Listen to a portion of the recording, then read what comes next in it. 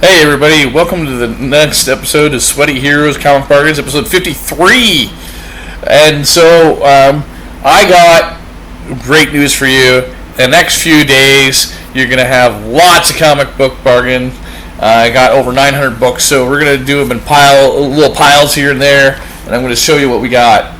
So, all these were in quarter bins, dollar bins, and they can be bought at your local comic store for $1. So we got Action Comics, Honeymoon and Handcuffs. This is the Honeymoon issue. This is back when Superman just got married to Lois Lane. Classic story, classic time. All those little triangles, the triangle era. The triangle era of Superman was all 4 titles, and that way you could put them in chronological order. Highly recommend any of the Action Comic Triangle era. This is from the DC Rebirth era. This was really cool. Dan Jurgens did the writing on this and came back to do the writing, and I really recommend all the Dan Jurgens DC Rebirth stuff. Also, the Peter Tomasi, or I can't pronounce his name. He did good stuff. I read this issue. This issue of Avatar is really cool. I don't know why Marvel doesn't have the rights to Avatar. I have no idea, but but this was actually pretty cool, and the artwork was pretty great. I like it. I actually like the second Avatar film better than the first one. Bad Rock and Company, I'm giving this like an A-, a B+, and it's these two dudes, Bad Rock and this character from Stormwatch, duking it out in a wrestling match, because they're like supposed to be heroes and they're just duking out for charity or whatever, but a bad guy manipulates their emotions so that they go crazy. It was just such a fun issue, and yes, I know Killing Joke is better and Dark Knight Returns is better, but this is fun! I recommend it. Another fun issue, Marks of Vestry. This issue is $4.99 American. $1. You can find it in $1. I found 2 copies so that for our inventory for the store Vintage and Vinyl. I found 3 copies. And then Batman 3 Jokers is by Jason Fabok and Jeff Johns. It is excellent. This is $6.99 US, and I found it in a $1 bin probably because it was just all overstock. We have 5 copies here. Because this book does sell and it is worth that money, and so I bought multiple copies because we at Vintage and Vinyl Amherstburg, whenever we've had this sells really quickly because it's a $6.99 book and people are going to buy it for $1. Children of the Vault is an X-Men spinoff. How do I describe it? Characters that have been kind of in a vault, like meaning an experimentation place, and mutated, or I don't know if they're Supermans or they're mutants, but it is really a lot of fun. If you want fun X-Men adjacent comic where you don't know anything about, you don't know much about the past, your Wolverine and your Storm and Nightcrawler, but you want to have fun, I recommend this. I was really surprised. This is one of the ones you think is going to be a throwaway story. You're going to be like, toss it in the recycle bin. No, I really enjoyed it.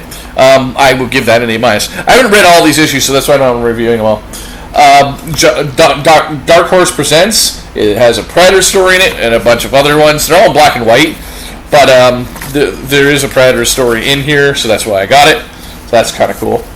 John Byrne's Next Men. This is another example of when I'm reading the issue, I'm going well, where are the next men? It has this backup story about this experiment, this bad guy, and he makes a deal with this other guy.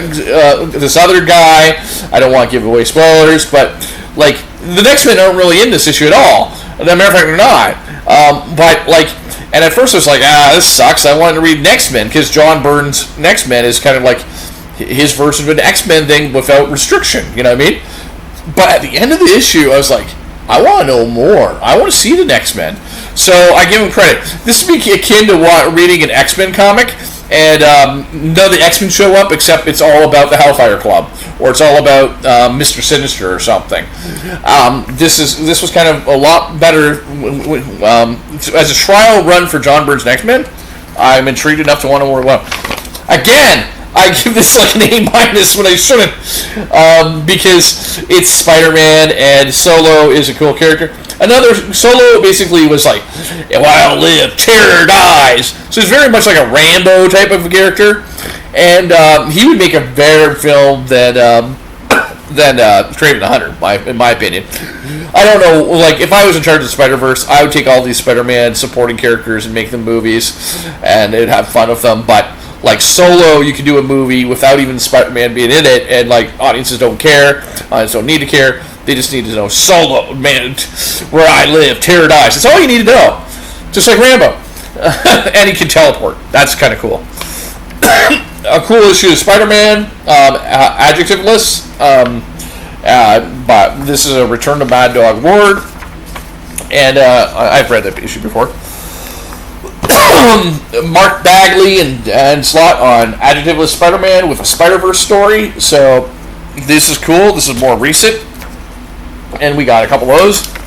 This is neat. Superman based on the movie, the original movie, Superman 78. This issue, you have Metallo in it and Lex Luthor. This was a lot of fun. It does very much feel like this could have been a Superman type movie. That Superman 3 you wanted, which is Superman versus Metallo, or Superman versus Brainiac. They did another one with Brainiac. Extreme X-Men is by Chris Claremont. This is, what year is this? 2023. And this is a reminder that Chris Claremont, after 30 years, 40 years, still has it in him to make new X-Men stories that are exciting and interesting. I was thrilled by this. There's a lot of modern X-Men past the 90s that I'm not interested in, because X-Men was never my favorite characters. I always thought they whined too much, to be honest with you. But this comic, a lot of fun. And so these Extreme X-Men comics, a lot of fun, and I was actually surprised that they were more recent, 2023. And it should be noted that there's more than one X-Men run. Now, one last thing I will say is that when I file comics, X-Men, anything with the word X-Men in it, but then another adjective, it is X-Men, then the adjective. That's how I file them. Thanks.